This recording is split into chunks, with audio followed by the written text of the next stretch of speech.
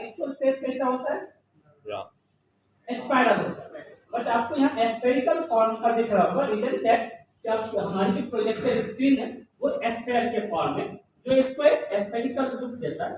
But इसकी जो actual shape है टेलीस्कोप की मदद से इसके बारे में जानकारी प्राप्त की और वो आज हम सभी इसके बारे में जान पा रहे हैं।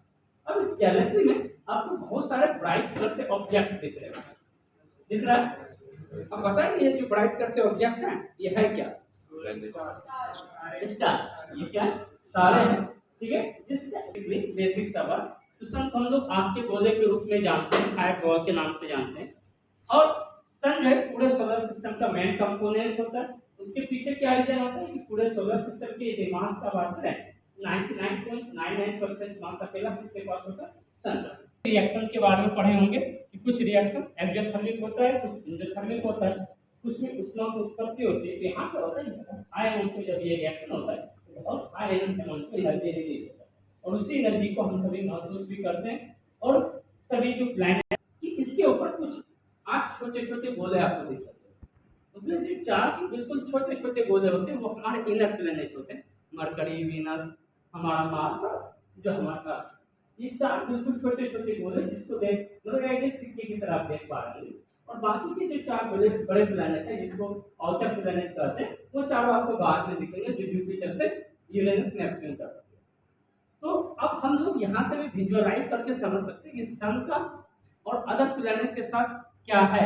वेव का ये सन से सबसे नजदीक है, यहाँ कुछ गड्ढे भी दिख रहे होंगे। सबसे छोटा प्लैनेट भी है, सबसे गड्ढे यहाँ बहुत सारे गड्ढे दिख रहे होंगे। इस गड्ढे को क्या बोला जाता है? क्रेटर्स बोलते हैं। क्रेटर्स होता फॉर्म कैसे होता है? स्ट्रेडियम मीटेराइट के टकराने से क्रेटर्स का फॉर्मेशन होता है। ये क्रेटर्स है, ये आपको मून पे भी दिखेंगे। अब जो मरकरी है वो सन से सबसे नजदीक है, तो क्या सबसे फास्टेस्ट भी है? क्यों ऐसा क्यों? हम सभी क्या नहीं है? एटमॉस्फेयर में है, ठीक है। अब आपने बिल्कुल सही जवाब दिया, लेकिन हम लोग ये बात जानते हैं कि जो है जैसा हम अभी मतलब बात करते हैं तो हम लोग समझ पाते हैं कि हम लोग ऐसा पढ़ते हैं, जानते हैं कि आग की जो मतलब जल जो दूसरा नजदीक का प्लेनेट है यदि हम बात करें तो ये वीनस है। ये हॉटेस्ट प्लेनेट है, बट इसके पीछे भी कुछ ना कुछ रीजन होगा। क्या? एटमॉस्फेयर। और एटमॉस्फेयर में जो गैस है ग्रीन हाउस गैसेज होते हैं उनमें से कार्बन डाइऑक्साइड गैस बहुत हाई अमाउंट में यहाँ पाया जाता है। अर्थ हमारा होमलैंड प्लेनेट है, बट इसे एक और नाम से जानते हैं अब ब्लू प्लेनेट के नाम से। ऐसा क्यों बोला जाता है? क्योंकि हमारे अर्थ के सरफेस का जो 71 पार्ट्स है यदि आप बात करें तो पानी से वाटर से फिल होता है। और जब हम सैटेलाइट व्यू देखते हैं तो एक नीले कंचे की तरह ये चमकता हुआ हमें प्रतीत होता है। हमने इसका नाम ले दिया अब ब्लू प्लेनेट के नाम से। मार्स को किन नामों से जानते हैं?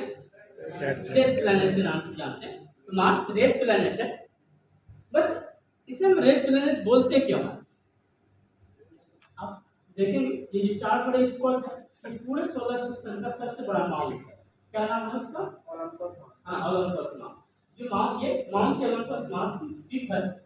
अब यदि हम लोग बात करें तो इसकी जो हाइट होती है वो हमारे अर्थ हमारे सोलर सिस्टम का सबसे बड़ा प्लेनेट है, ठीक है। और ये आगे की जो 4 प्लेनेट है वो गैसियस प्लेनेट, ये गैस से बनी हुई प्लेनेट होती है, जिस कारण से आपको कुछ लेयर क्लॉकवाइज मूव करती दिख रही है, कुछ एंटी क्लॉकवाइज। बट ऐसा क्यों हो रहा है? गैस की लेयर अलग अलग डायरेक्शन में क्यों मूव कर रहे हैं? इसके पीछे जो रीजन है इसकी डेंसिटी अलग अलग है। डेंसिटी डिफरेंस होने के कारण ये एक डायरेक्शन को फॉलो नहीं द ग्रेट रेड स्पॉट। अब ये जो द ग्रेट रेड स्पॉट है ये एक आया हुआ यहाँ तूफान सा है, इसके बारे में फिट किया जाता है। जुपिटर के अंदर 1300 क्या किया जा सकता है? फिट किया जा सकता है। सेकंड लार्जेस्ट प्लेनेट है, बट आपको सैटर्न में कुछ चीजें दिख नहीं रही होंगी, एक चीज कम नहीं, तो फिर ये गलत दिखाया जा रहा है, ये सही है। ग्रेविटेशनल फोर्स के कारण उसकी चारों ओर मूव करता है।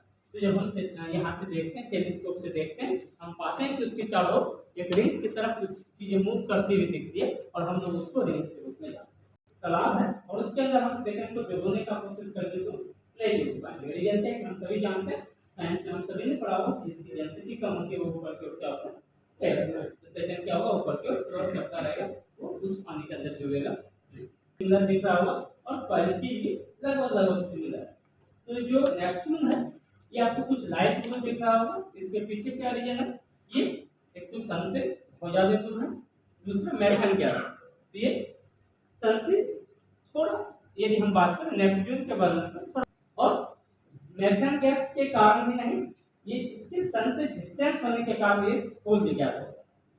क्या मेथन गैस बहुत हाई अमाउंट में पाई जाती है। ये गैस क्या है, कोल्डेस्ट प्लैनेट है। अब है क्या कि आपको यहाँ एक व्हाइट सा पैच इसको रोटेट करता हुआ दिखेगा, व्हाइट सा रोटेट करता हुआ दिख रहा होगा, कुछ चीजें इसकी चारों ओर घूम रही है। वो यहाँ आया हुआ एक तूफान या भवंजन सा है जिसको बहुत स्पीड के साथ रोटेट करता है, जिसकी स्पीड ऑलमोस्ट 2000 किलोमीटर प्रति सेकंड। इतने हाई स्पीड से घूमने के कारण इसे हम स्क्यूटर के नाम से जानते हैं। जब तक नेचुरल सैटेलाइट है, हमारे अर्थ के पास एक नेचुरल सैटेलाइट है जिसे हम मून के नाम से, चंद्रमा के नाम से जानते हैं। इसका रियल नेम क्या है, मून का रियल नेम